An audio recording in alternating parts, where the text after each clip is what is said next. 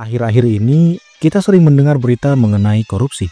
Kasus korupsi tata kelola minyak mentah, kasus dugaan korupsi di PT Pertamina. Koruptor semua ada di dalam.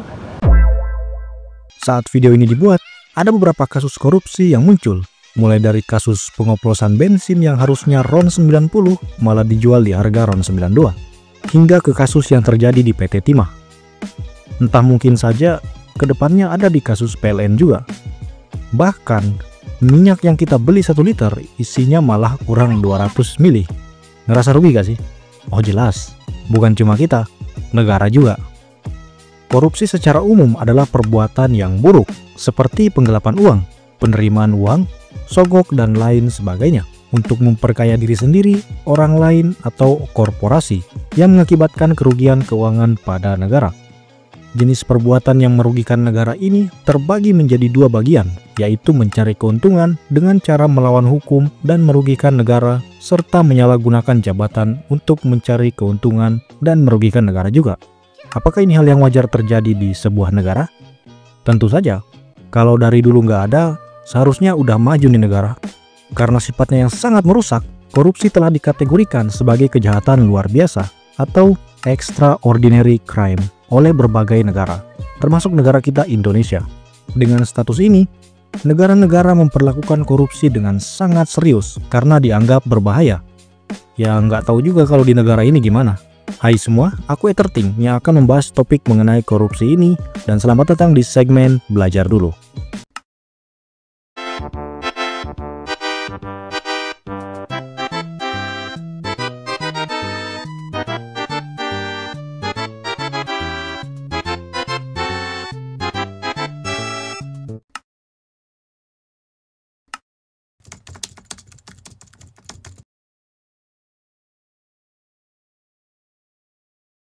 Seperti yang aku katakan di awal video tadi bahwa korupsi adalah perbuatan yang dalam tanda kutip buruk.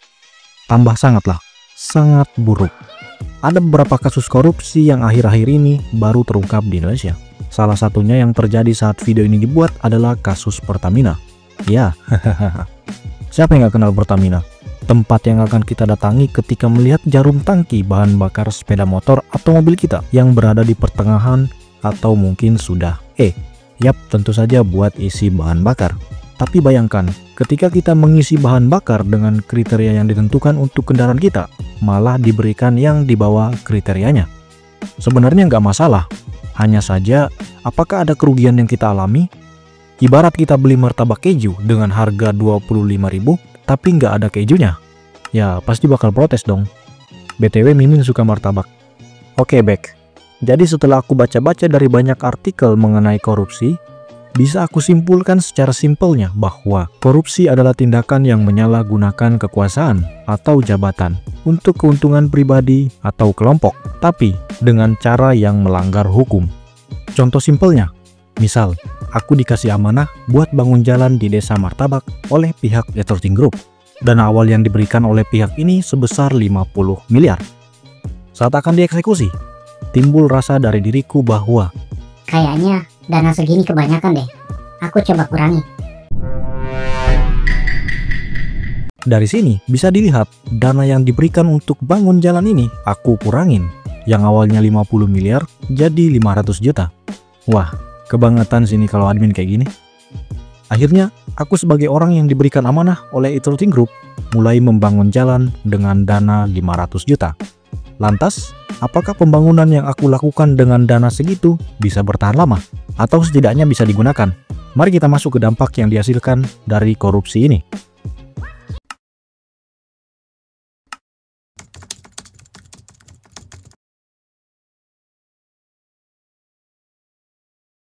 Usaha tidak mengkhianati hasil. Tapi mari kita rubah sedikit pepatah ini dengan kata dana tidak mengkhianati hasil. Tentu, hasil akhir dari suatu proyek atau apapun itu biasanya tergantung dari usaha dan juga dananya. Tapi bagaimana jika dana yang digunakan malah sedikit? Tentu akan berdampak pada hasilnya. Dana awal 50 miliar yang sudah diperhitungkan malah dipangkas jadi 500 juta. Tentu nggak bakal bertahan lama. Jadi seperti itu gambaran bagaimana korupsi bisa berdampak. Tentu ini sangat merugikan baik bagi individu maupun masyarakat secara keseluruhan. Secara ekonomi, Korupsi menghambat pembangunan karena dana publik yang seharusnya digunakan untuk kesehatan, pendidikan, atau infrastruktur dialihkan untuk kepentingan pribadi. Hal ini memperbesar ketimpangan sosial dan menciptakan ketidakadilan dalam distribusi sumber daya. Dari sisi sosial, korupsi melemahkan kepercayaan masyarakat terhadap institusi pemerintahan atau organisasi, serta memicu konflik akibat rasa ketidakadilan yang dirasakan. Dampak lain yang tidak kalah serius adalah degradasi moral, di mana korupsi dianggap sebagai hal yang wajar, sehingga menurunkan nilai-nilai etika dalam masyarakat. Dari proyek video ini tuh, dana yang diberikan adalah 50 miliar, yang digunakan untuk pembangunan sebesar 500 juta. Tentu, aku untung 49,5 miliar. Gila, uang sebanyak ini, jika aku beli martabak keju seharga Rp25.000 per martabaknya, jumlah martabak yang aku dapatkan itu sekitar 1.980 martabak keju, hampir 2 juta porsi. Wow, bisa nraktir satu kota Makassar sih ini. Tapi, pasti ada alasan lebih mendalam kenapa orang-orang bisa kepikiran ingin korupsi. Untuk itu mari kita bahas di chapter selanjutnya.